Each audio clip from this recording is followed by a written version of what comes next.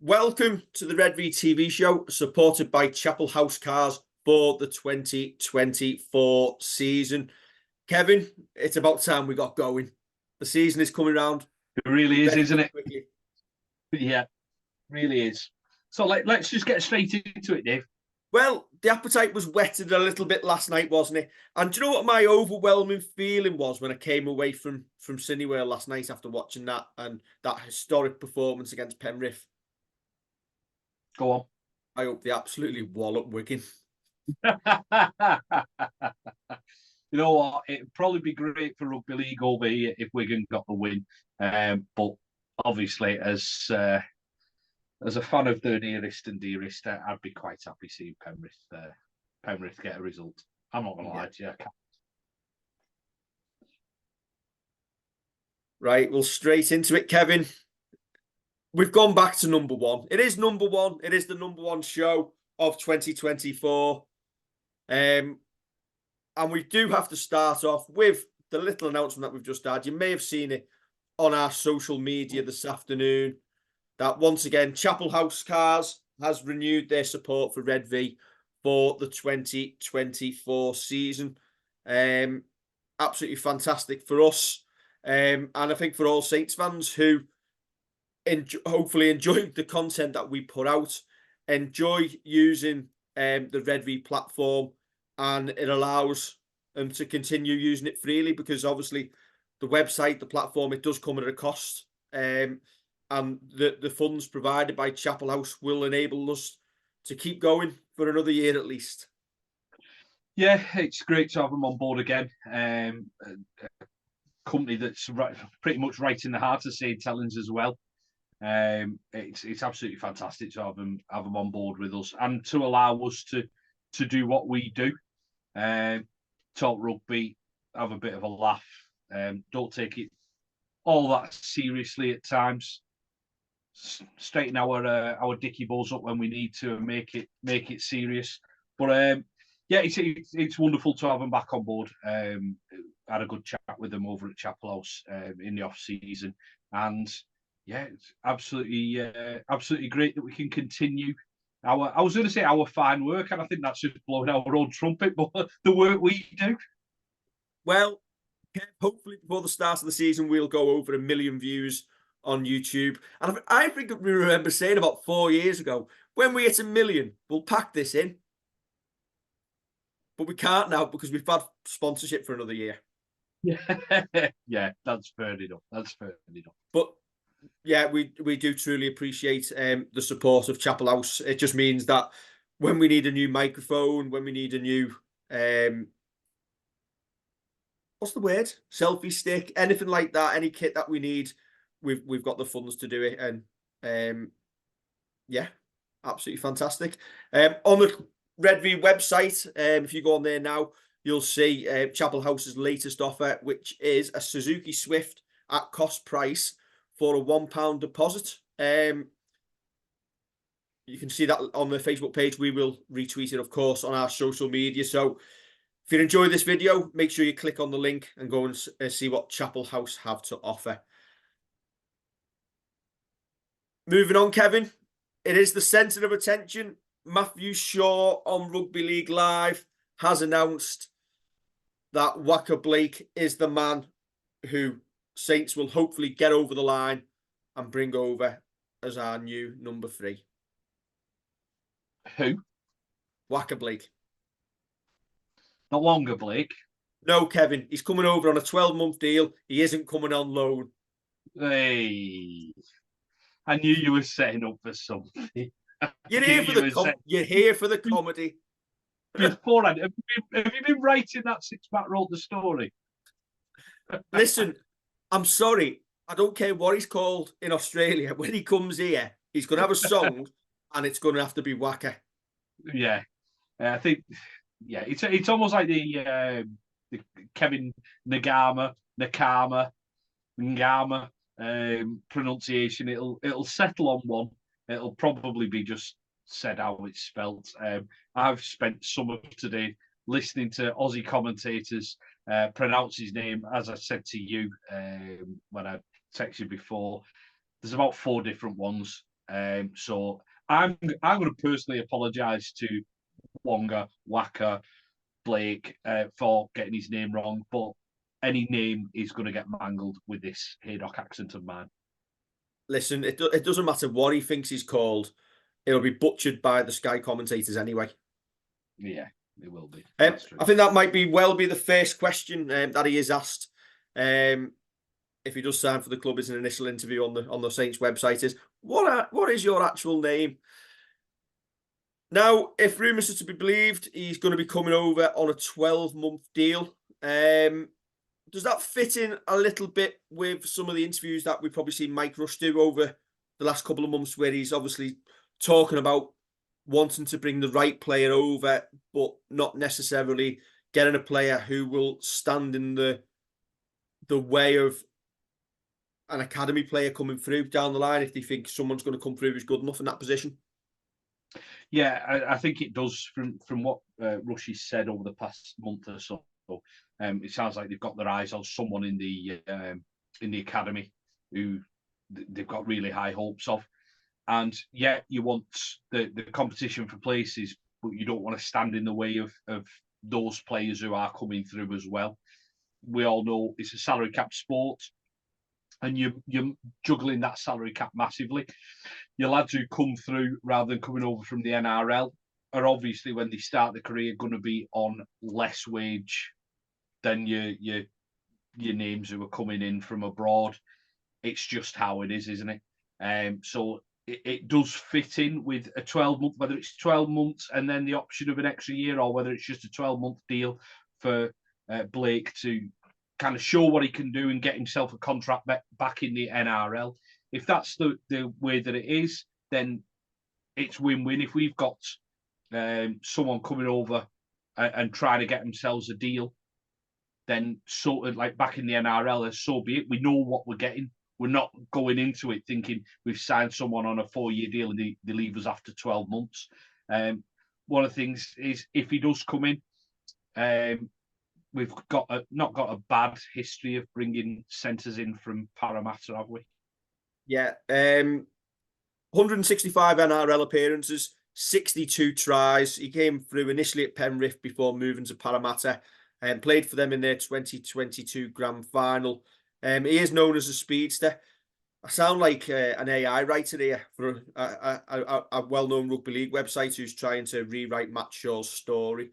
We're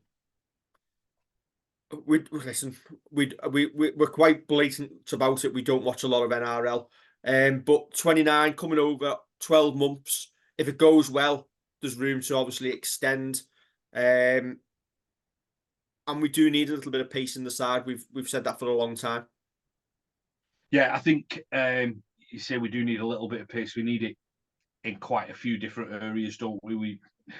It's the way that the game does go, that if you've got someone who can break a line and just go, Regan Grace probably being the last true quick player that we had at the club.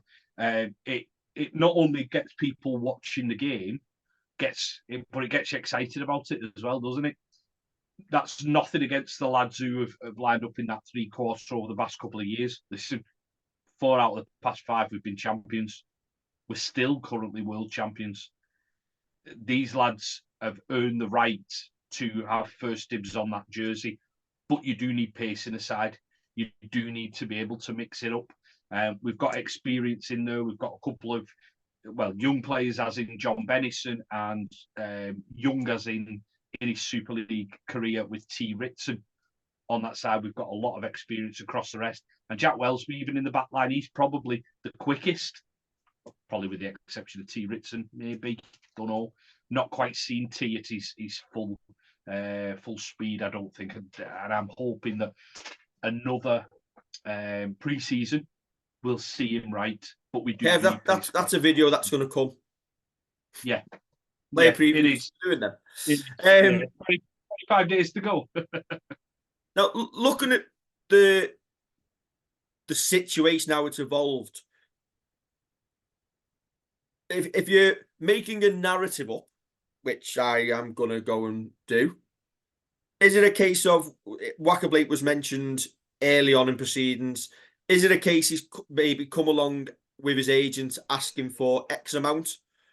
The club at the time know what they've got to spend, knew that they had Jack Wellesby to sort out first, and have basically at the time looked at it at the time and gone, we'll hang fire, we'll sort Jack Wellesby out, see what terms he needs to be on or is to accept. It allows us to scour the market in case anything else becomes available. It allows Blake himself to look around the NRL to see if there's any better deals on offer. But then is it a case we've come back together, we've sorted Jack Wellesby out, there's nothing better on offer in the NRL, demands may have dropped or become more aligned with what Saints have got to offer, and it becomes a deal that suits all parties. Maybe that's why it's 12 months. Maybe it's a case of you do well for 12 months, you'll be on increased money in year 2 if we keep you on. That's one of the longest questions I think I'll get asked this season. That's the story, Kevin. Yeah, it is. It is. And he scored the winning try in the 2024 grand final in the end. Yeah, it's like I said this to you when the Jack Wellesby deal was being announced, that it looked to me like we'd get the Jack Wellesby deal done and then would go back shopping. And we mentioned that while we've got a salary cap to spend, obviously with other bits that you can spend that aren't just salary caps or your marquee players and stuff like that, we'll have an amount that we can spend on wages. That's probably what we're looking at. Yeah, we've got Will Hopewati's money there, but have we got a little bit that we can offer that's a little bit more, that kind of meets in the middle with what Blake actually wanted? Have we gone down, and we have looked at players in the NRL. I don't think there's any secret at all about that. There's been players that we've been linked with that, I mean, 14 was it by that non-serious site? I can't believe we're not signing Justin Olam after reading 14, 15 articles on him over the last couple of months. Yeah, when you get, but we've been linked with all them, and you know that not all of them are going to be true. It's literally having a look through people who've been released and going, well, they could sign him. So, like, one was Samisoni Langi. Yeah, all right. Basically, if they were an overseas player, and Saints have got an overseas slot, we'll just like slot him in. Yeah, but I think you're right. I think that it's almost a case of if demands have shifted a little bit and we know a little bit more what money we've got to kind of play with, and it might be a little bit more than we originally thought, then fantastic. We can go back and we can speak to agents and we can speak to people and say, yeah, you're a good fit. You're exactly what we want, because we don't want a long-term deal. We're not bringing in a 23-year-old who we want here for the next 5 years. We're bringing in someone with a bit of experience, but with that pace and they're the right fit for the club. We were talking to a few people last night, and somebody made a really good point in terms of, obviously, we've upgraded quite a few contracts of players in the squad. Obviously, Jack Wellesby's on more money, and yes, he may not count as much on the salary cap as a marquee, but you've still got to have the money to pay him. And the likes of James Bell, George Delaney, increased deals. But equally, a point that I'd never considered previously, which the person we were talking to last night made a really good point, was when Will Hopewati came over a few years ago, and forget his injury problems that he had while he was here, the money he came over on probably doesn't buy you the same caliber of player from the NRL now, given that their salary cap has increased, which makes it a more difficult market to shop in. Yes. Yeah. You going round looking a little bit more for that. You've left Tesco and you've gone to a cheaper supermarket. Yes. Yeah. It's. I'm obviously trying not to have a go at like players or whatever, but you go in and you're thinking, right, we want this type of player. Unfortunately, we can't afford it now. So instead of buying, and that's across English Rugby League. Yes, yeah. If you've got a game over here where the salary cap hasn't increased and Australia's have, you're going to be shopping slightly further down the market. You're not buying Lurpak butter, you're buying Nordpak, aren't you? And Nordpak is just as nice at times. So let's hope Correct. Blake can But be that player. you're looking for something that you might think, yeah, we'll take a chance on. And this isn't necessarily about Blake. This is probably about all recruitment from the NRL, where you're looking at something you think he's going to be good over here. He's going to be good for what we can pay. He's the right person, and it's all about the right fit as well, having the right temperament, being the right person. Because we could bring any centre who was available from the NRL, but would they fit what we need? And we need pace. Yeah. I think when you look back, and if you go back, I'm going to say 12, 13 years, when you were signing the likes of like your Peter Shields and that caliber of player, they were players who were still making NRL teams 17. Yeah. Maybe not the best players, but they were making either the starting lineup or they were interchanges. Now the players who are coming over from the NRL are very much fringe squad players, hoping to either get a last payday or show what they can do here to go back to the NRL to make a career over there. And that's just sadly the way the game is. Yeah, you see with the likes of Blake, Blake's obviously been released and hasn't got a contract yet. I think he's been linked with rugby union as well. He could possibly step down to the New South Wales Cup or something like that. But instead, why not come over here for a year and see what you can do with a club that is traditionally in the playoffs every year? Well, yeah. Be a traditionally, hero. you come over here, you show what you can do, and you get the move back. And if after 12, 24 months, whatever it is, he can do that and he looks good. Like Nagama went back over to, was it the Roosters he ended up back at? No, he ended up back over here at Huddersfield. But if he can do that, then great. Right, we can just crop this 15-minute video out when he signs, if he signs. And if he doesn't sign, this was the biggest waste of a piece we've ever done. Yeah, true. Right, moving on. The other news announced today, he's staying on. James Roby has been appointed Saints' first ever leadership, culture and performance coach. Now that is really good to know because we've seen frequent pre-season training videos and I was really worried that he'd either just forgot he'd retired or it had just become routine for him to turn up to training and nobody was going to tell him. And he was eventually just going to find himself in the changing rooms on the first night against London Broncos, asking Darryl Clark why he was sat in his seat and putting his number 9 shirt back on and leading the team out. But he is there for a reason. He is there for a reason. Well, he said himself last night that he after seeing the lads in training, he got that little bit of an itch to get back involved. But it's going to be weird not seeing him running out and leading us out. And maybe that could be part of his job. Yeah, he could do. Yeah, running out carrying a flag, leadership straight onto the field. If he goes with the St. Angels cheerleaders on their coaching sessions, he could run out doing like backflips. Listen, for all the best will in the world, I would pay good money to see that happen. It will not happen. I'd pay for a season ticket just to see that every week and leave.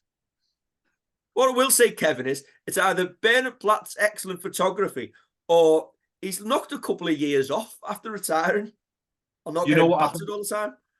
Yeah, I bet it's the relief of not having to deal with tackling big forwards running at him or trying to think, am I scooting from dummy half? Am I giving it to first receiver? Am I cutting somebody out? What am I doing here? I know it probably works quicker than that for him, but listen, it's great that he's been appointed into this role. We've said on Twitter or X, whatever you want to call it, when you've got someone as highly regarded as James around the club, you do what you can to keep him in the organisation. Yeah. And I think this is a role that the club and James have identified, that it isn't just on field, it isn't just coaching on field. Yeah, he's helping well out and he might be doing some one-to-one stuff. But in the story on the Saints website, he's working across different parts of the club. sort of off-field stuff, being someone that people can go to. And you've got such a great figurehead, there's such a down-to-earth fella to do that. I genuinely can't think of anyone better to have that role at the moment. I know we keep saying he needs to upskill, but there's no one better. The good part of it is he's coming on a little bit of a blank canvas. He can make the job his own. He'll find out what works, what doesn't. He might find a niche in a certain element of the club that he goes into long term. But in the meantime, just having him round the squad,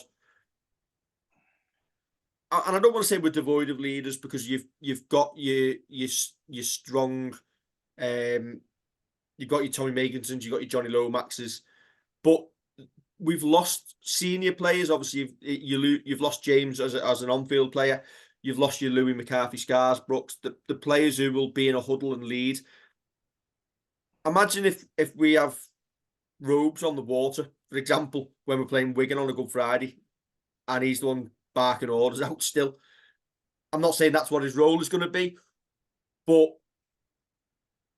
it can only be good for the club to have him about. And even just offering the wealth of experience that he's got to Paul Wellens as he moves forward as well. Yeah. I think you're right. It probably isn't barking orders, but it's going on giving instruction or telling a certain player, listen, you're doing that well, keep going with that. It will work for you. Whatever it is, as you say, we've lost. I'll even add Will Hopewart into that, because he was captaining Tonga. It was Tonga he played for, wasn't it? Why is my mind completely gone blank? But you lose that, even if you don't see even if you don't see leadership like you see it from Louis, where Louis is shouting and barking the orders. As you say, we've still got people around the club. Alex Walmsley, our name as well. Morgan Knowles seems to be another stepping up. Tommy Makinson. We have got leaders, but keeping him around that group and letting the younger lads see how he acts, how he behaves, is only good. It can only be good. Yes. I said it earlier on, it just sparked something in me when I was saying about the reason. Lachlan Coote came to mind.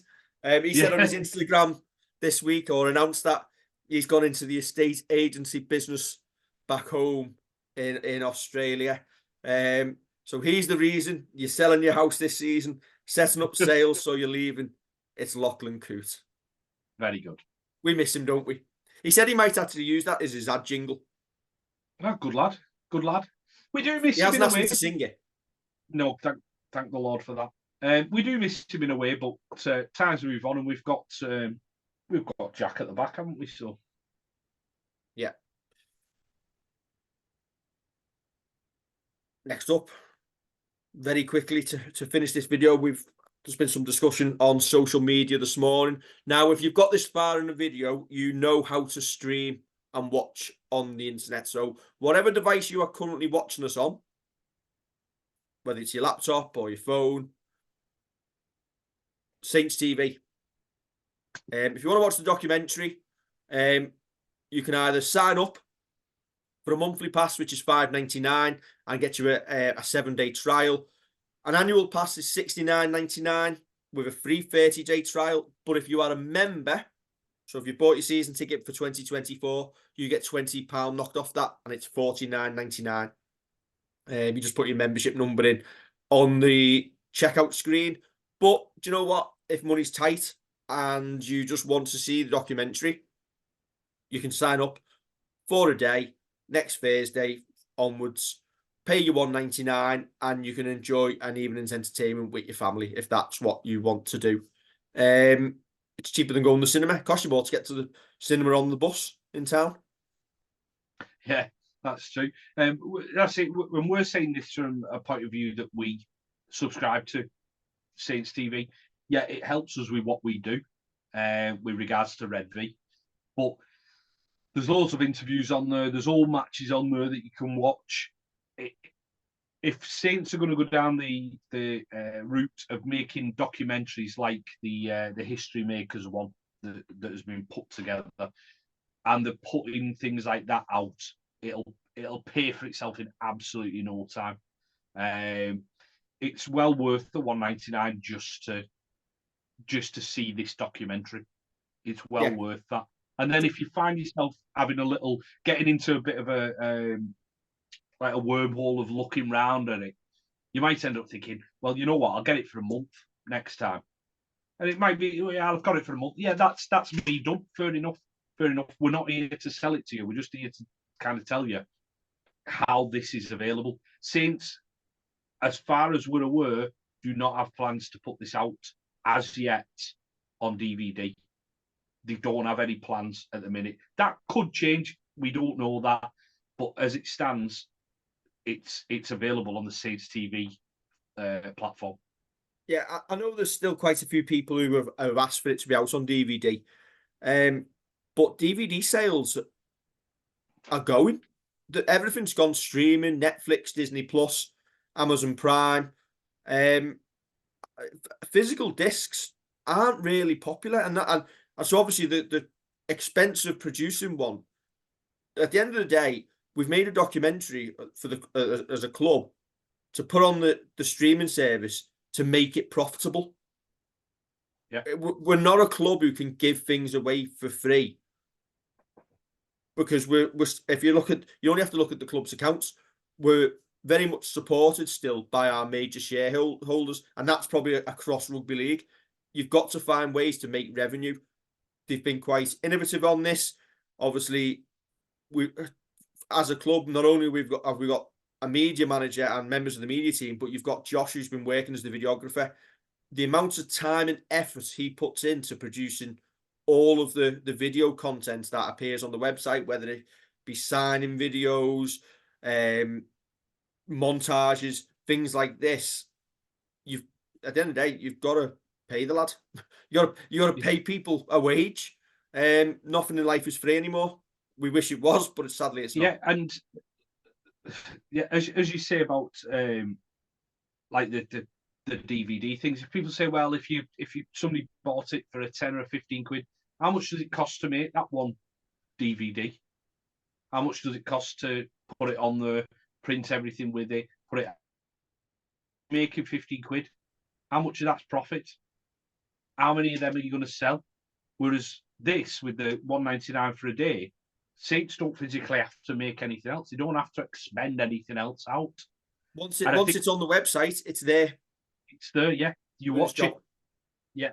And I just think it's possibly just a little bit of understanding. I think once people kind of get it and know that, you know what, for $1.99 I can go watch it. Yeah, you've not got access to it all the time, but you can go and watch it.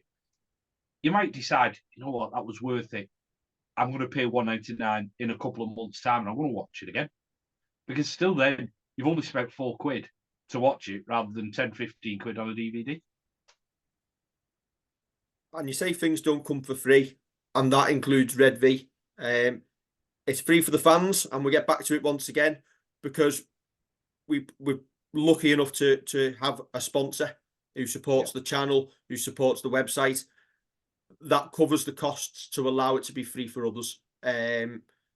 Even this recording that we're doing, it costs money to be able to have the platform to be able to record this length of time. Yeah. And I don't think my missus will be happy with me spending our wages on Redvee. I can get away with a lot going to Everton and spending money on tickets there, but spending money to produce content on a website out of my own pocket, I'm not entirely sure would fly for very long. So if we ever do run out of money, Kevin, I'm coming to yours. Yeah, that's fair enough. No, I think you're right. No, I think it's the hidden stuff, like us paying for a website to run, us paying for to use Zoom as we're doing here, but have it so it's unlimited, so it's not just cut off after 45 minutes or whatever it is. It's, you know what, sometimes it's getting to games. It all adds up, doesn't it? It's all, and it, yeah. Listen, I feel like we're bleating and banging our own drum here, but know what? It does. We wouldn't be doing this if it cost how much it costs to run a website, and we didn't have that money. The website had just shut. Yeah. And thanks to Chapel House and the other local businesses that have come before them has allowed the website to stay up for the last 20 years. What you get for free off us is standing in the middle of a car park in Hull for an hour after the game, filming, standing there, uploading the video before we start the drive home, while everybody is probably past Leeds before we set off home, so you can watch the video instantly. If as close to a full time as we can possibly manage. We film, we upload, it's out there straight away. That's what we give. And listen, this is a hobby for us. It always has been. Nothing more than that. And don't get me wrong, we enjoy doing it, and we enjoy meeting people, having a chat about Saints. And we're glad, we're happy that people enjoy watching it. But we're really glad that we've got Chapel House. Yeah, definitely. I was just going to add to that when you said we stand in a car park in Hull. I just want to point out that's not for all games. Just made it sound like that's where we film all the time. Like behind me, this is just the studio, and I'm actually sat outside. That piece of cardboard's going to fall down, and you'll have the KC Stadium behind you. Yeah, just off Hanlby Road here. So can't work out whether this was thankful or moaning.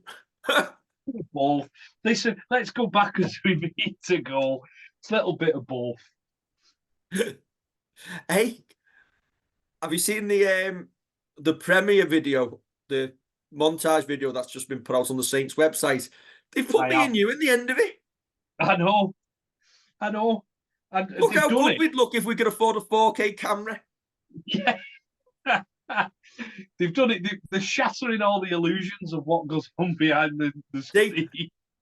They were filming on a fancy camera, which is probably what the subscription fees for Saints TV pay for. What did you see us with? An iPhone. An iPhone and a selfie stick. Rock and roll. Right, Kev. We've got a lot coming up over the next couple of weeks. So obviously, we're going to start our player previews. We've obviously got the Redvee weekly show, but hopefully get a few interviews along the way. Yep. And we'll start the roller coaster once again. Back on it. It's a long time since we've done this without being champions, isn't it?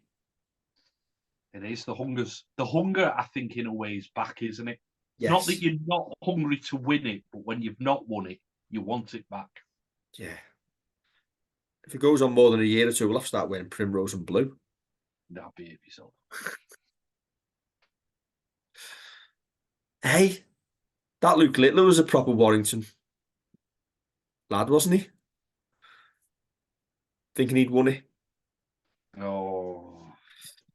Don't forget to like, share, and subscribe. Did you see his social media post where he was laughing about Saints? I did, yes. What goes around comes around. Don't forget to like, share, and subscribe. We're only joking. He was a really good young lad playing in that competition. I'm sure he's going to go on to a lot more success than the rugby team. He'll be the most successful man to ever come out of Runcorn. Don't forget, did Ralph Little come from Runcorn, or was that just the 2 pints of lager? John Bennison, it was filmed there. John Bennison's from Runcorn. Yes. Well, John Bennison's a world champion. There we go. You've got a lot to go, or a lot to prove yet, young Luke. This has been the longest exit to a video ever. Don't forget to like, share, and subscribe. And we'll catch you very soon for the next episode of Redvee TV.